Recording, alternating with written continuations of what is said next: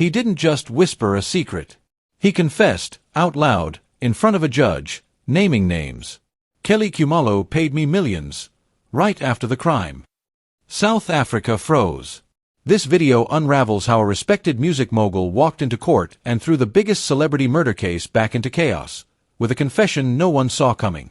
Before we dive in, what do you believe? Is this Chicco Twala's redemption, or a desperate distraction? Drop your thoughts. You might spot them later in the courtroom testimony. Chicco Twala didn't blink as he walked into the dock. Then, in a voice that shattered the silence, he pointed a trembling finger, straight at Kelly Khumalo. One sentence turned whispers into wildfire. Confessions don't come with warning signs. This wasn't hearsay. It was first person. In court. This wasn't just any man speaking. Chicco Twala is royalty in the music industry. Someone seen at presidential galas and gospel awards. When the elite turn whistleblower, the ground quakes. Powerful voices carry dangerous truths.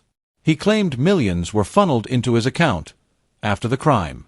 Years of friendship, business partnerships, and behind-the-scenes deals connect these two. Some say Twala was a godfather figure to her. But loyalty bends when freedom is on the line. Money hides many sins, but not forever. Could this be a betrayal, or just truth, finally told? Court records now show that a shell company linked to Kelly Khumalo wired over $3.2 million to Twala's firm weeks after Senzo Meyiwa's murder. That's not a coincidence. That's a signal. Transactions leave trails. Trails lead to motives. Was this a payoff, or payment for silence? Inside sources say she froze. Outside, her legal team scrambled for a recess. Kelly Khumalo's silence after the accusation said more than any denial could. Shock or strategy? The courtroom couldn't decide. How do you counter a betrayal from your own inner circle? As Twala named Kelly Khumalo, Judge Ratha's head lifted. A long pause followed. Silence in court means chaos outside. A judge doesn't show emotion unless the law trembles. What followed was a flurry of private meetings behind locked doors. Why did Chicco Twala wait a decade to say this? Because now, he's trapped.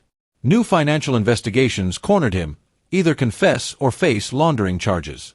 When walls close in, even giants cry out. His confession might be self-preservation cloaked as truth. Prosecutors recently unearthed a recorded phone call from Twala's number the night of the murder. That tape cracked the silence wide open.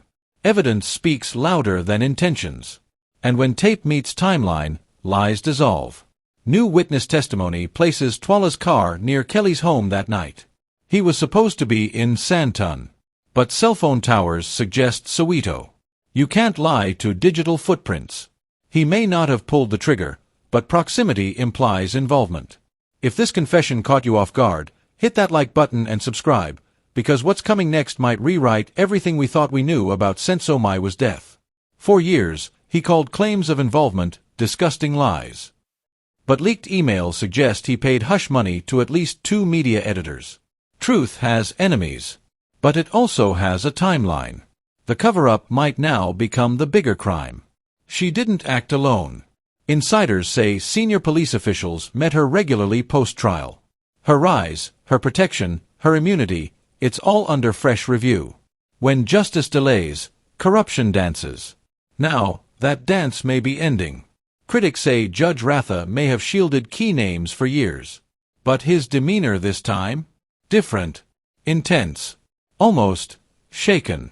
Even protectors get tired of hiding secrets. Will he finally let the full truth in, or silence it again? Outside court, protesters chant, "Justice for Senzo," every day now. Online petitions are exploding. Streets are swelling. The people are tired of half-truths. And public anger?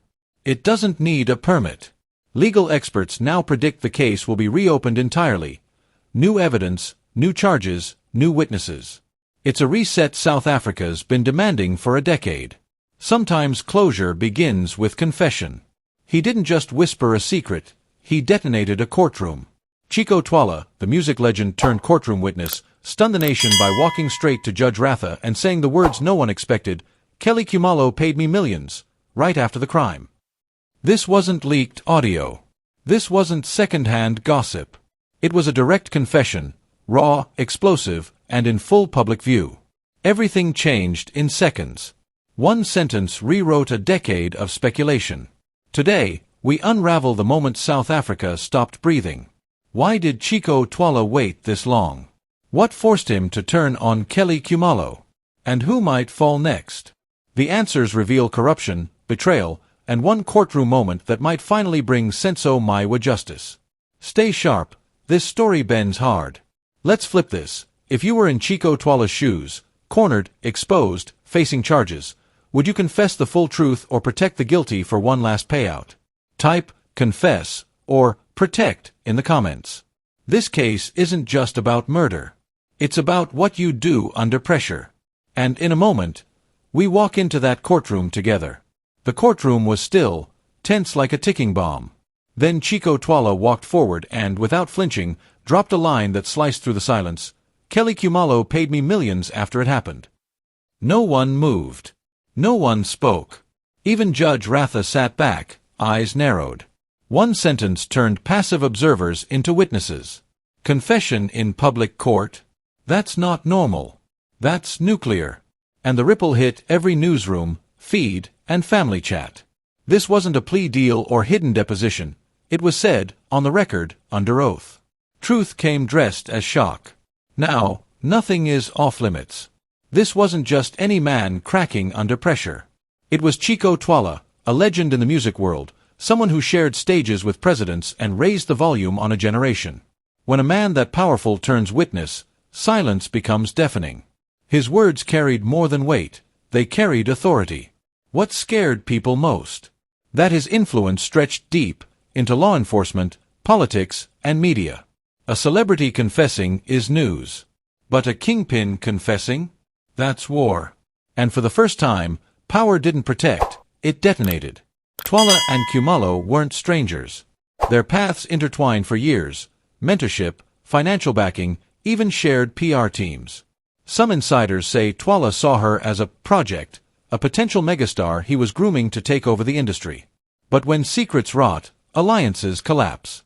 Loyalty fades when prison walls start rising.